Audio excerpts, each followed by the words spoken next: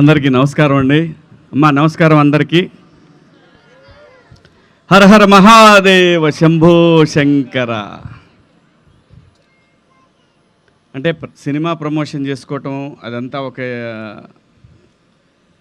మా వంశీ నిజంగా cinema promotion అని నేను రాలేదండి. వంశీ పిలిచాడు కాబట్టి నేను వచ్చాను. అందులో స్వామివారి కళ్యాణం చూడాల్సిన అదృష్టం నాకు ఉంది కాబట్టి నేను రాజన్ పుష్పకి రావటం జరిగింది. నా పనిలో భాగంగా సినిమా తీశానండి.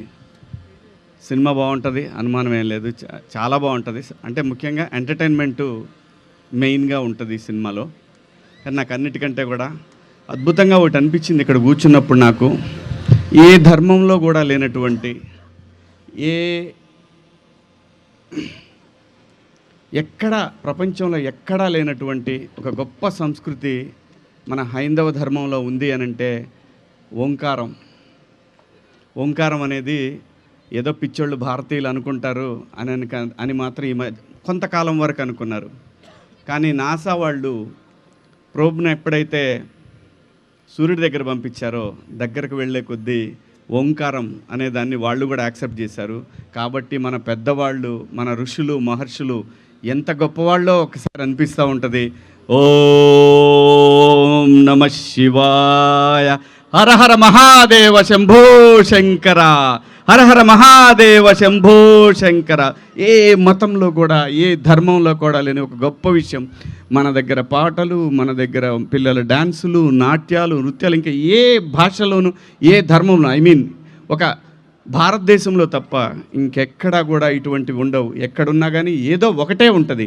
కానీ ఈ ఒక్క సనాతన ధర్మంలోనే రకరకాల పాటలు, రకరకాల దేవుళ్ళు, వందల వేల చెట్టుని, పుట్టని, గొడ్డుని, గోదని అన్నిటినీ దైవంగా భావించే ఒక్క ధర్మం సనాతన హైందవ ధర్మం. ఇలాంటి ధర్మంలో పుట్టినందుకు నేను చాలా గర్వంగా ఫీల్ అవుతున్నాను.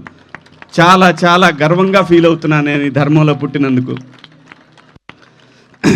అన్ని మతాలను గౌరవించే ఏకైక ధర్మం హైందవ సనాతన ధర్మం. ఇది ఇంత గొప్ప ధర్మం ఈ భూమి మీద, ఈ భూమి ఉన్నంతకాలం ఒకవేళ ప్రళయం వచ్చినా కానీ నిలబడే ఒకే ఒక్క గోళం భారతదేశం ఉన్నటువంటి కాశీ లాంటి పవిత్ర క్షేత్రం అనేది సనాతనంగా ఎప్పటి నుంచో మన ఋషులు, మహర్షులు అందరూ చెప్తున్నారు. కాబట్టి హైందవ సనాతన ధర్మంలో ఉన్న గొప్ప విషయం ఒకే ఒక్క విషయం, కైండ్నెస్, జాలి, దయ పక్కవాడి పట్ల. మనందరికి కూడా ఏమైపోతుందంటే విపరీతంగా పక్క వాళ్ళతో కంపేర్ చేసుకొని బతకాలనే ఒక పరిస్థితిని మనందరం అలవాటు చేసుకుంటా ఉన్నాం. ఆనందాన్ని మిస్ అవుతూ ఉన్నాం. ఇవాళ 100 రూపాయలు సంపాదిస్తే రేపు 200 కోసం ఆలోచిస్తున్నాం. ఈ 100 దాకా వస్తే చాలని అనుకున్న వాళ్ళం మళ్ళీ 200, 300.